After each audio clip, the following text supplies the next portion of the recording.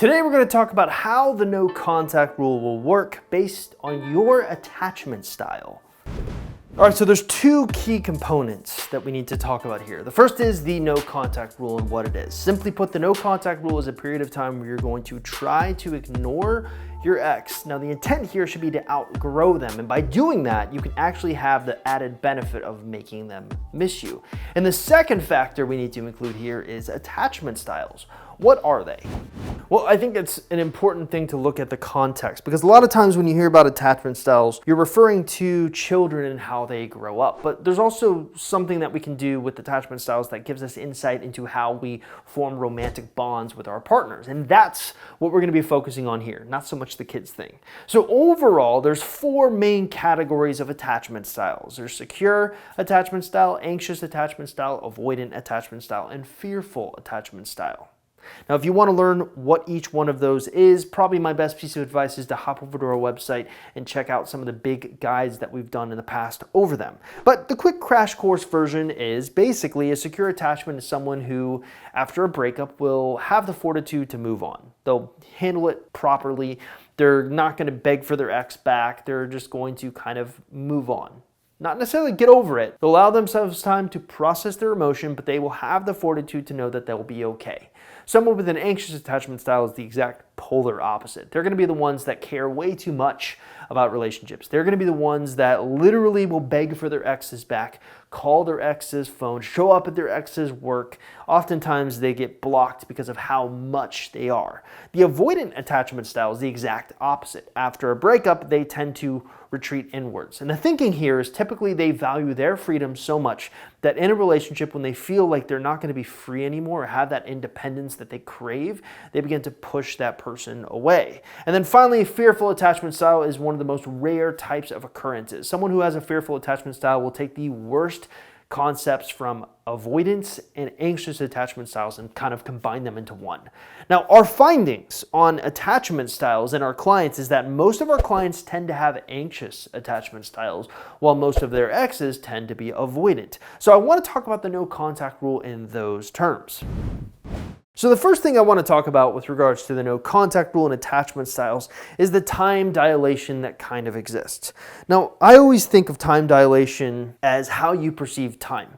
So I think we can all agree that time for everyone theoretically is the same. We should experience it the same, except if you go really far away in space. But we're not talking about that. We're talking about only Earth-based time here. So what's interesting is based on your attachment style, you will experience time slightly differently. So our average no contact rule tends to be around 30 days. That means for 30 days, we're telling our clients you need to ignore your ex, focus on yourself. But that 30 days is not necessarily created equally. If you have an anxious attachment style, 30 days can feel like 90 days. It will just feel excruciatingly long. Whereas if you have an avoidant attachment style, you're going to experience 30 days as like 10 days. It's not long enough. And here's the growing gulf between the two types of attachment styles. Someone with an anxious type of an attachment style wants results right away, and they experience time like in an excruciatingly slow detail, whereas an avoidant will experience time on the no contact rule kind of quickly. It's not enough time for them.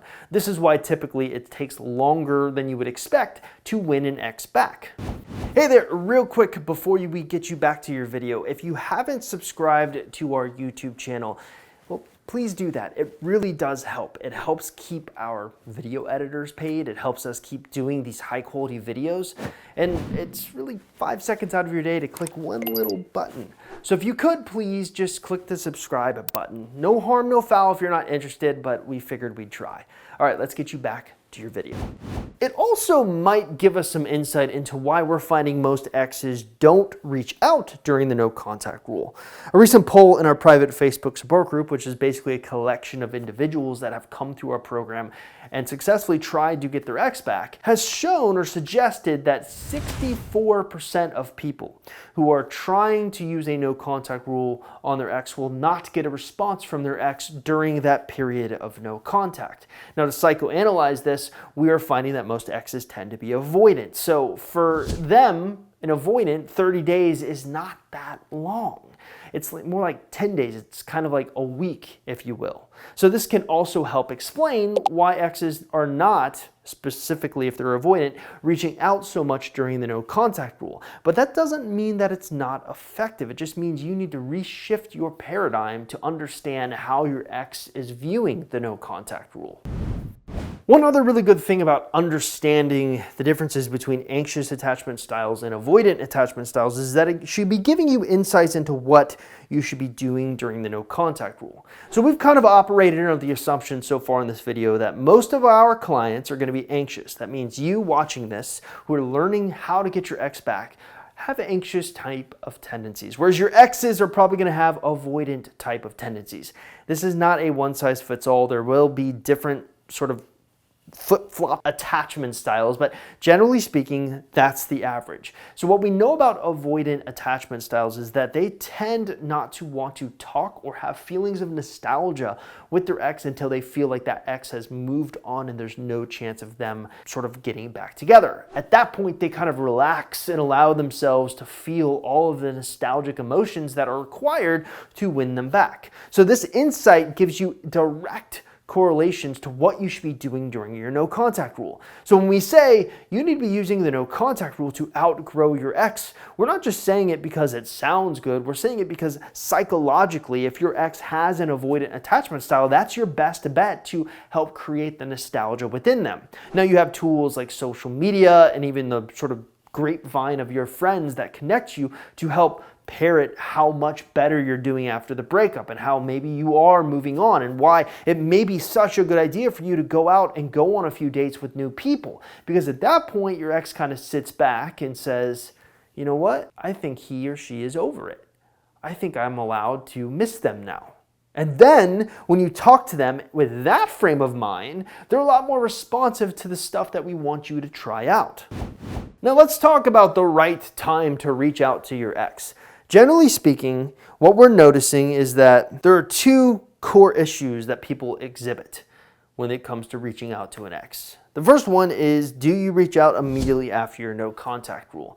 Well, we've tried to design our no contact rule timeframes in a way that we're sort of advising people to reach out when their ex is having these nostalgic emotions. But what we're finding is longer and longer periods of no contact tend to be more successful when you look at first contact reach outs. So, little history lesson. When we first started ex-boyfriend recovery, we recommended only a 30-day no contact rule. Our next thing we realized was, hey, what happens if someone's extremely anxious? Like the no contact rule is working so well on them that they're blowing your phone up.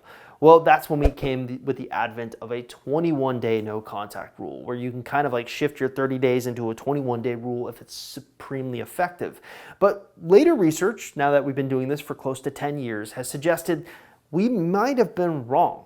It might be in your best interest to extend your no contact period to a 45-day no contact rule because of the fact your ex tends to be more avoidant by nature, because of the fact it gives you more time to outgrow your ex, and because of the fact by the time you get out of your 45 days of no contact, if you've done it right, you should be in a better place emotionally to where you're even considering not getting them back.